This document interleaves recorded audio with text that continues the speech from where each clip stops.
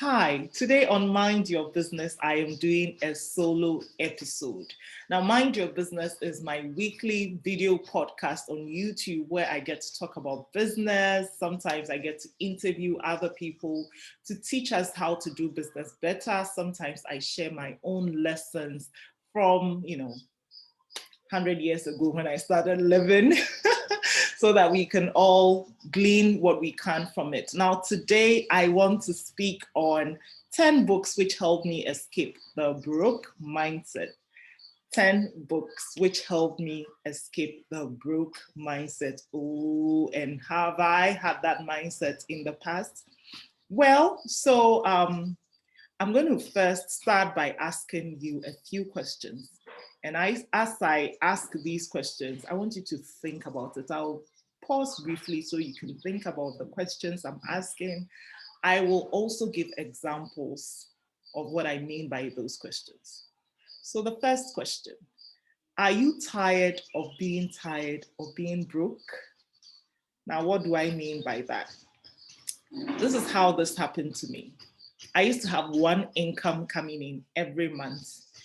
And even before the money would hit my account on the 28th of every month, it would be finished. Which month? January of every year was the longest month ever for me because I was a salaried worker. And usually in December, they would pay us early, sometimes around the 15th, by 20th, we would be paid. And I would have to wait all the way until 28th January to get paid again. And I was always like super dry. That's what I mean by, are you tired of being broke? I was at that point. Also, the next question: are you tired of denying that you desire something because you can't afford it? Let me explain what I mean by that. I remember one time being at a restaurant with some friends and we ordered some food. It was me and my children and someone else in my family, a sister. And I ordered, like I was paying for our food. So I ordered, it was Chinese, and I didn't order sauce, not because we don't like sauce, but I couldn't afford it. And then when the other group that we went out with asked, oh, wouldn't you have sauce? I was like, no, it's not necessary. With just the Chinese shito, the pepper, it's fine, and then we could just eat it with our fried rice and then we'll be fine. But actually, I did desire that shito or that sauce, sorry. I just didn't have the money for it. Is this something you can identify with? Another question: are you tired of looking at the life someone else is having or the life of someone else and thinking, I can never have that kind of life? This has been me as well. I remember many years ago when a very good friend, a very dear friend, we went to visit their house. It was so beautiful. They had recently gotten married. And I looked at the house. She told me how she sowed a seed and prayed, and eventually they had that offer. And I remember looking at that kind of house and thinking, that can never happen to me. That I can never be the kind of person who would ask God for something like this and he will give it to me. What a shame. Has this ever happened to you? Are you also tired of asking people to give you things because you don't have them yourself? That was so me. I remember one time going into a friend's kid's room that she had just made up. It was so beautiful. I remember the paint was blue and she had done all these nice, simple decor. And I remember looking at it and thinking, oh God, I wish for something like that for my children. But then you know what I asked her for? To give me the leftover paint so I could go paint my own children's room with it. Because I thought I could not afford paint for my children's room. Is this something you can identify with? I have more questions. Be patient. Um, okay, another question. Are you tired of shopping based on price and not as per your desire? You know, you go shopping and um, you just like, this is what I would do. I would just go to the counter of this particular shop I've been shopping for a very long time. And I would ask them, say for instance, I want tea roll, and they will ask which one. They will tell me all the brands, and I'm just like, you know what, give me the cheapest one. And this was me. I would always look at the prices of items and then just pick the cheapest one. It doesn't matter that it's of low quality or it's coming from which country, I don't mind. Just give me the cheapest. This was me.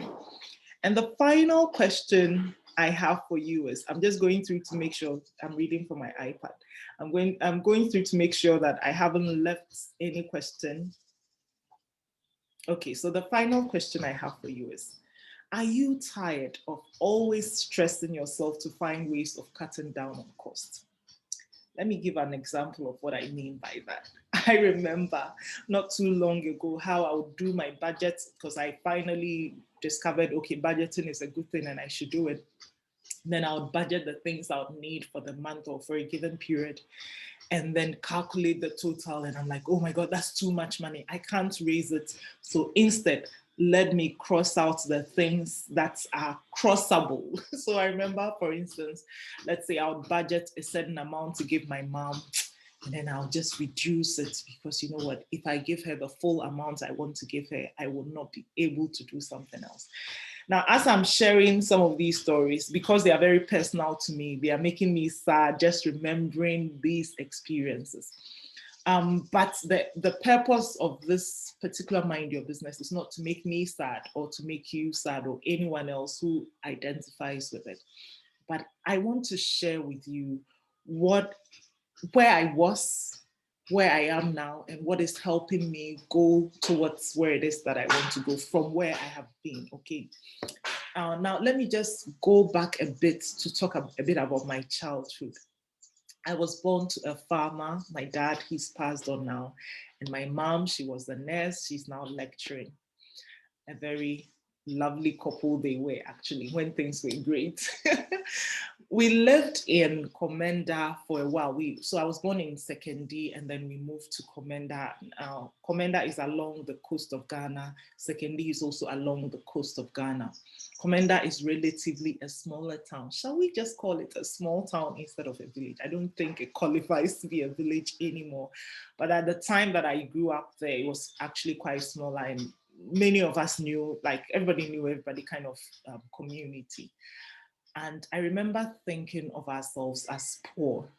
And I always had all these fantasies that my real dad was Michael Jackson, and one day he will come and take me away from this village and these poor people. And that, or maybe if that won't happen, then maybe the Princess Diana's son would come and marry me and take me away from this village. I had all these fantasies. For a long time, maybe until I was about 10 or so, I don't remember the age now, but we didn't really have electricity. We lived close to the college, and they had electricity coming on, I believe, between 6 p.m. and 10 p.m. every day or so. And that is what we had for eventually when we had a TV. So that was when we used to get to watch TV those times, between those times. I think so. I know we didn't have electricity. I think electricity came around when I was 10, because I remember the people coming and doing the polls and all that.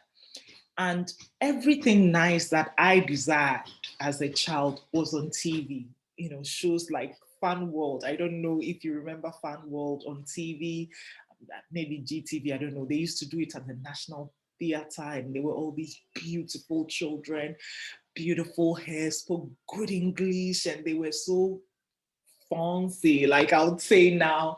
And I remember desiring for the kind of life they had.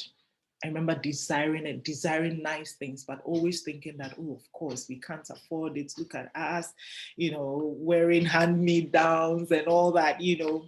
Of course, my parents were doing the best that they could given what they had. And actually, looking back, they did brilliant. My mom, as of now, has taken all three of us. We've gone to some of the best schools available. We are all doing well by God's grace. But then I didn't see these as things to appreciate. I thought of them as, oh my God, we are poor. And when will someone come and rescue me from this village? I mean, eventually we did get out of there. However, that thoughts of being poor, coupled with thoughts of being not beautiful enough, not everything enough. Like it was always, I am not that enough. I'm not smart enough. I am not beautiful enough. I'm not something enough. There was always something that I am not enough. I would always compare myself to other people and think that I'm not good enough. I had this poverty mindset that transcended in almost all areas of my life. Thankfully, in terms of academics, I was quite good, thank God. And that really helped carry me to places. But apart from that, I always thought I was not good enough. Broke, not good enough. And this carried me through life, through to secondary school. I remember being in Archbishop Porter Girls, one of the best secondary schools in Ghana. But then I would always wish to have the life of the Accra girls or the Takrady girls, because they had it all. They were the Shewa girls, all these things that they had, and I would wish for it because I thought I didn't have it. And I thought because of that, I wasn't good enough for so long, having this poor, broke mentality. I didn't particularly know what I wanted to be when I grew up. Yeah, but of course, somewhere in my heart, I desired to be an author, which is a story for another day. But then I didn't particularly know which profession I was going to end up being in and all that. Look, I just wanted to survive. I remember in university, just trying to befriend whoever and going wherever, just trying to survive and then get out and perhaps do whatever to make money. Now, my perception of making money was that, hey, you get a job, they pay you at the end of the month, and then you get money. Now, I know how to work hard by God's grace. I remember, for instance, when after school, after university, I lived in the UK for a while. I worked. There was a time I worked 3 jobs, one in the day, one office job. After office hours, I'll do cleaning, and then on weekends, I'll do care. Like, I don't mind hard work because I thought, okay, hard work is the way that you make money, right? But it was the only way I knew. Unfortunately, no matter how hard I worked, my money was never enough. First of all, even in the UK, it wasn't even about my money not being enough, but I was so afraid of spending lest the money got finished. And then I moved to Ghana. I did my national service. I started work by God's grace. I got married to this handsome bull. And we lived happily ever after in Kumasi. We moved. God blessed us with 2 adorable children.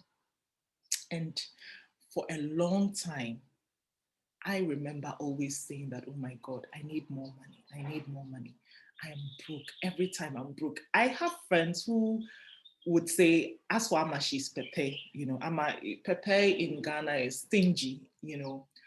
And I used to joke that, yeah, because I lived in the UK, so I'm like that. But actually, it wasn't because I lived in the UK or anything. It was always because I was trying to cut down on cost, because I was always afraid I didn't have enough. And the little I had, if I lost it, I would be in trouble. This was always my mentality, always trying to protect even the little that I had, because I didn't really know how else to make more.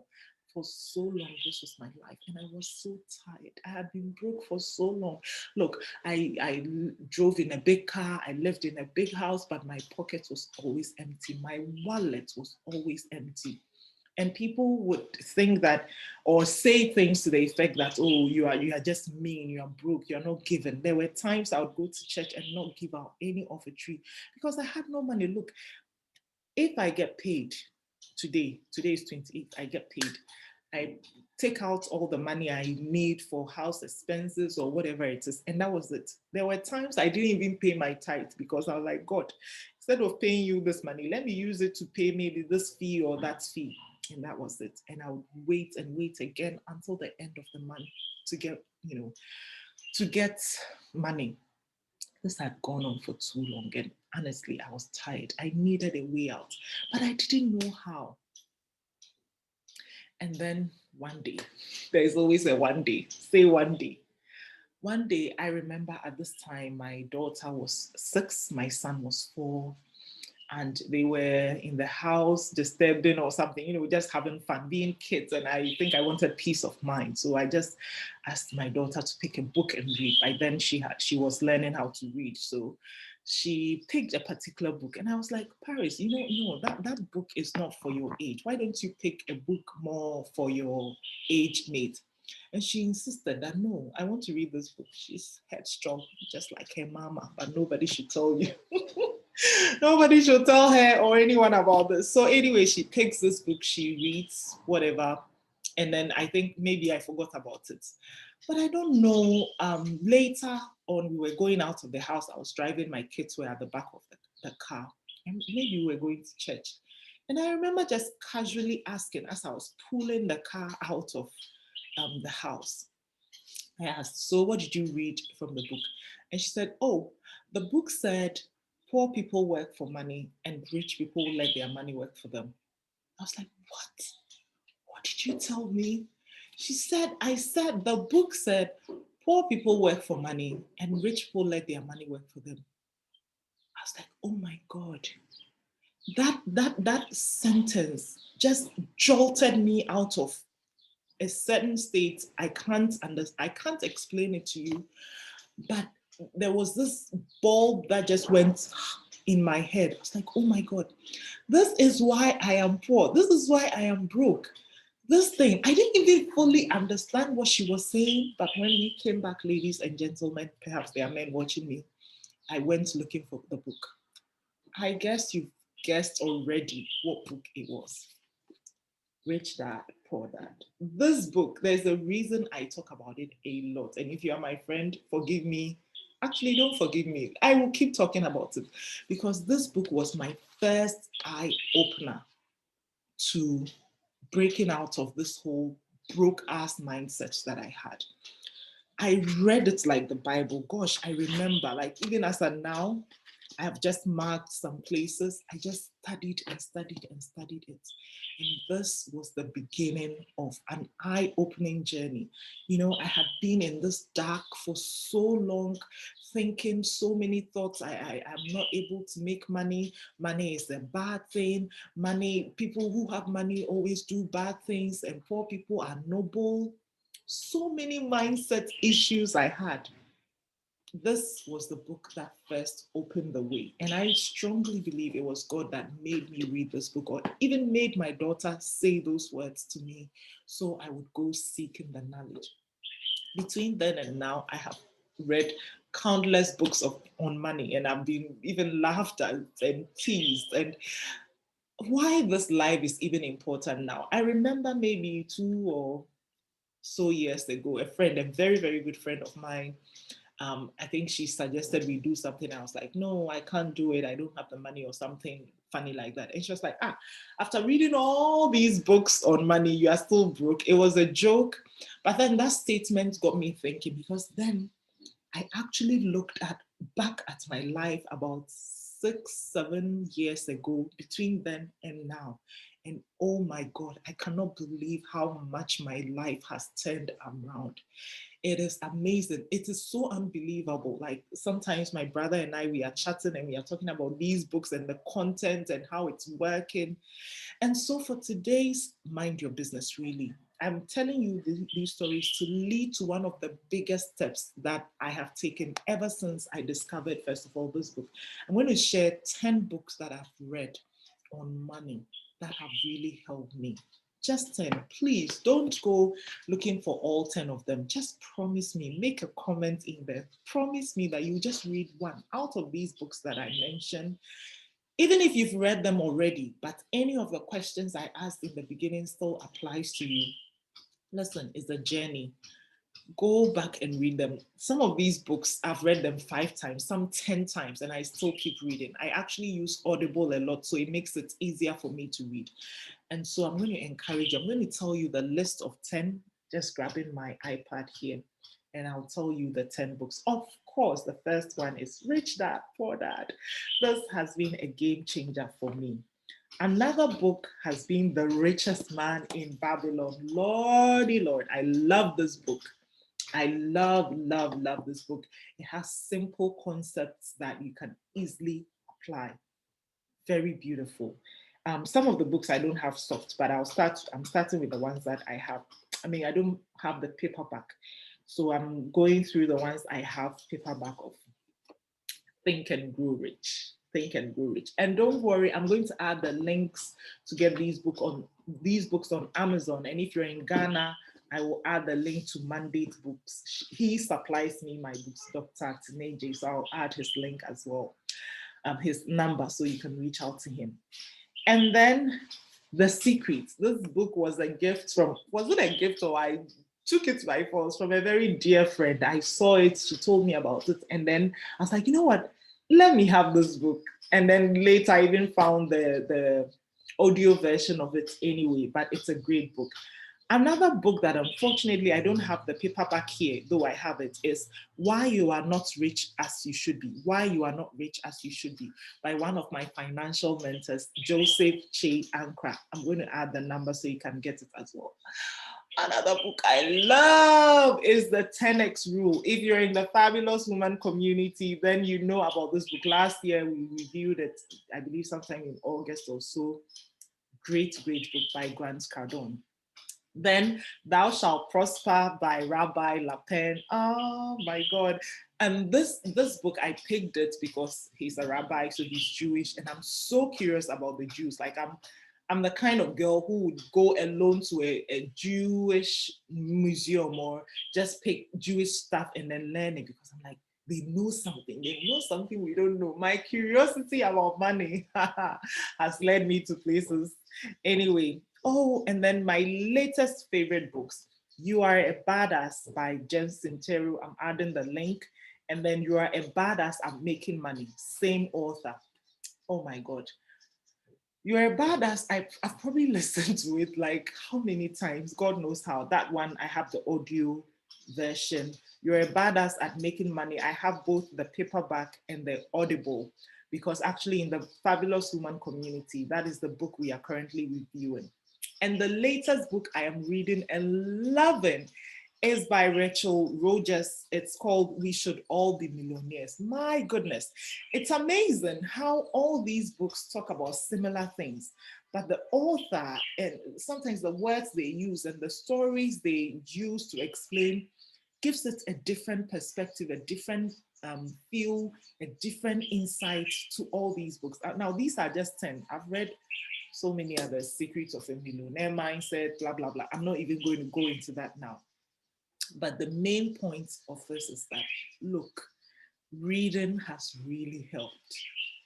Reading has really helped. Now, for me, I do the best I can. If it's a paperback, I know sometimes with paperback, you have to block time to read. And so sometimes in the morning, I'm able to read, sometimes just before I sleep, sometimes in the middle of the day.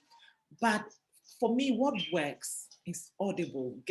So on my phone, I have an app called Audible. I can't show it to you but this is the book I'm currently, oh, you can actually see. So that's the book I'm reading by Rachel Rogers.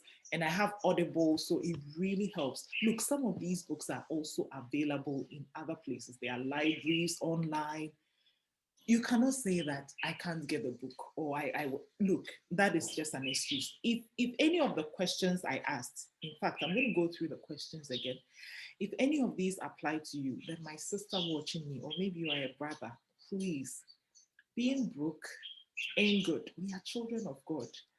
He says his plans are to prosper us, not harm us, to give us hope and a future. Surely being broke ain't part. And for me, another thing that these books have helped me do is they've changed my mindset. All this limiting beliefs and so many things I battled with, reading made me go like, oh, so this thing that I think about is not just me. Other people think about it, and this is how they overcome it. A lot of us battle with our value. I get this question a lot. Amma, how do I know my value? How do I charge my value and all these? Reading, reading, reading.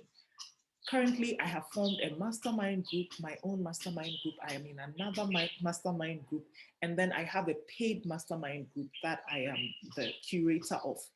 How did I arrive by this? It is through knowledge, people sharing their knowledge with me through books, sometimes podcasts and all. And I've gotten to this point where I'm really on the journey of discovering and loving abundance as a princess, as a fabulous child of God. there was a point I couldn't even have said this without gagging that I am fabulous and all these. But reading, knowledge is power. Of course, you've got to apply it. Apply it. That's wisdom, right? You've got to know when to apply it and not. But please, the first step, actually, just read. So these books that I've mentioned, just commit to even one. If you are the person who is not already reading, just commit to just getting one. You can read a page a day or a paragraph a day. Start from that. You know, don't go thinking, oh, I'm going to read the whole book in one. What? I beg you. I have a friend who reads, the person I got this from, she reads a book a day and she's a medical doctor. But please, no pressure. Take it your own pace. Start small, start small, and little by little, you will also get to the point where you read one book in an hour, whatever it is that is your fancy. Okay. So I am signing off now, but hey, I promise to read the questions again. So, number one, are you tired of being broke? Two, are you tired of denying that you desire something else because you cannot afford it? Three, are you tired of looking at the life of someone else and thinking, I can never have that kind of life? Four, are you tired of asking people to give you things because you don't have them yourself? Five, are you tired of shopping based on price and not as per your desire? Six, are you tired of always stressing yourself to find ways to cut down on costs? If any of these or all of them apply to you, my sister, that used to be me. And by God's grace, I am not there. I am not there. By God's grace, to Him be all the glory. I am not there. And I've told you literally how God jolted me off that mindset of always being broke and always behaving broke and being broke to the point where now I am really on the journey of discovering abundance and I'm loving it. And you know, I feel like what I've discovered is even just a teeny weeny tip of the iceberg, but it's so exciting for me. It's so enriching. And the beautiful thing about these books and all the content that you learn is it's not just about money, but you see that different things in your life will also change. Other things you desire, other things you want to do, help people, and all these.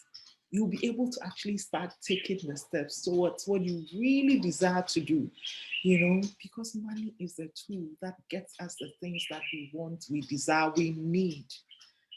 You know, you want to build a church, it takes money. You want to fly to space, it takes money.